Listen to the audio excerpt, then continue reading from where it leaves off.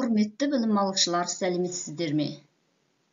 Бөлім қиял мен шындық. Сабақтың тақырыбы Тахауи Ахтанов күй аңызы әңгімесі. Біз бұған дейін Тахауи Ахтановтың өмірі мен шығармашылығын және күй аңызы әңгімесін жалпы мазмұнын өттік, талдадық. Бүгін оқу мақсаты шығармадағы материалдық және рухани құндылықтарды заманауи тұрғыда салыстырып, жаңашылдығына баға беру. Бағалау критерийі. Бірінші, шығармадағы материалдық және рухани құндылықтарды заманауи тұрғыда салыстырады. Екінші, жаңашылдығына баға береді.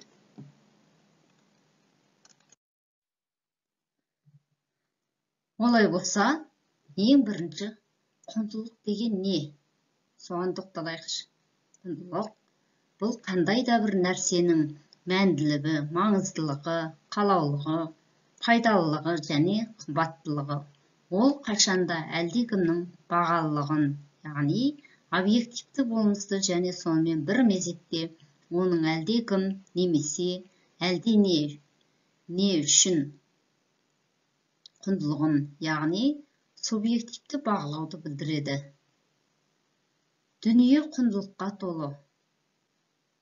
Материалды құндылыққа заттар, әшекей бұйымдар, алтын мен асыл тастар, ақша, меншік және тағы басқа заттарды жатқызуға болады. Ал табиғи құндылыққа күннің атуы мен батуы, теңіздер мен таулар, гүлдер және тағы басқа. Көркем. Әдебиет пен өнер туындылар және адами құндылыққа сұлулық мен ізгі қасиеттер. Бір нәрсені екінші нәрсесінен артық көру жалпы тірі табиғатқа тән қасиет. Олай болса, бірінші тапсырма ой түрткі сұрақтар. Сұрақтарға жауап беріп көрейік. Біз құндылықтарды топтастырдық. Құндылықтар, отбасы құндылықтар, рухани құндылықтар, материалдық құндылықтар және өнер құндылығы. Осы құндылықтарды ескере отырып, Тахауи Ахтановтың күй аңызы әңгімесіндегі құндылықтар бар үзінділерді мұқият оқып, төмендегі сұрақтарға жауап беріп көрейік. Бірінші, жаңылдың жасы 16-17 шамасында болса да, неге ол айттырылмаған, немесе неге тұрмысқа шықпаған? Өз ойыңызды 3-4 сөйлеммен жазыңыз. Екінші сұрақ, естемесің Оразымбетке, күйімді үлгі етсең де, менің өмірімді үлгі етпе деген сөзі сендерге қандай ой салды? Ойыңызды дәлелдеп жазыңыз.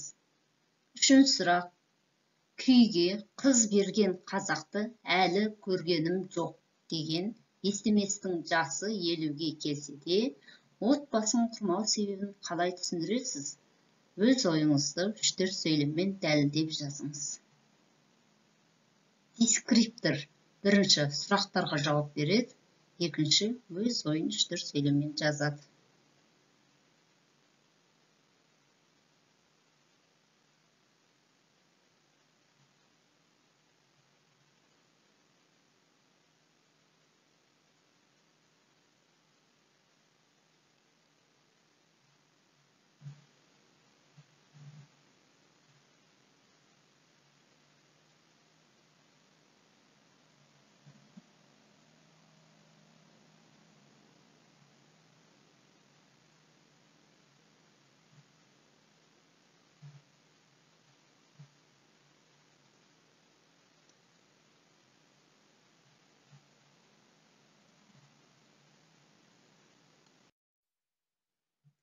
Дұрыс айтасыздар, білім алушылар. Сіздердің берген жауаптарыңызды дұрыс деп есептеймін.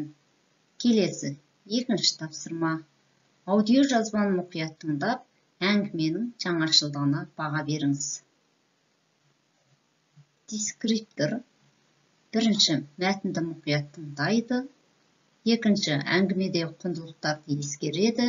Үшінші, әңгіменің жаңашылдығына баға береді. Төртінші, өз ойын бес-алты сөйлеммен дәлелдеп жазады.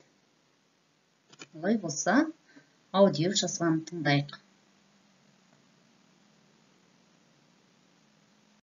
Күй аңыз әңгімесі жазушы Тахауи Ахтановтың 1960 жылы жазылған тырнақалды туындыларының бірі. Туындының тақырыбы шығармашылық адамына арналып, басты идеясы сол өнер иесінің адалдық, имандылық қасиеттерінің негізінде өрбиді. Әңгіме халық арасында кеңінен таралған нар идірген күйінің аңыз желісімен жазылған. Аңыз бойынша ботасынан айырылып боздаған нардың тас емшегін жібітіп идірген күй құдіреті, күйшінің хас шеберлігі. Осы бір романтикалық сарындағы халық туындысын жазушы әңгімесіне арқау еткенімен, әңгіме әлеуметтік, адамгершілік мазмұнда сипатталады. Әңгіменің басты кейіпкері естемес есімді күйші. Жасы 50-ге келсе де, отбасын құрмаған оның жан дүниесінде айықпас мұң бар. Өткен өмірін шәкірті Оразымбетке айтып келе жатып, жапан түзде жүрген жүдеу жалғыз түйені көреді. Естемес бұл ботасынан айырылған аруана екендігін сезінеді. Күйшінің көңілі толқып, домбыраның шанағынан әуен ағытылады, алайда соңына жетпейді. Бұл сюжеттің экспозициясы. Нар соңынан ере жүрген жолаушылар кәрі шал мен бойжеткен қызы бар бір қараш үйге түседі. Шал малдың күйге елігетінін айтып, өнерін салып көруін өтінеді. Естеместе елде жоқ қолға салып шалдың қызын сұрайды.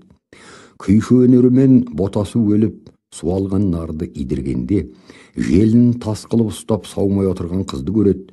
Сонда ол дәуреннің өткенін түсініп домбыраны шәкірт. Ал аудио жазбаны мұқият тыңдап, сіздердің берген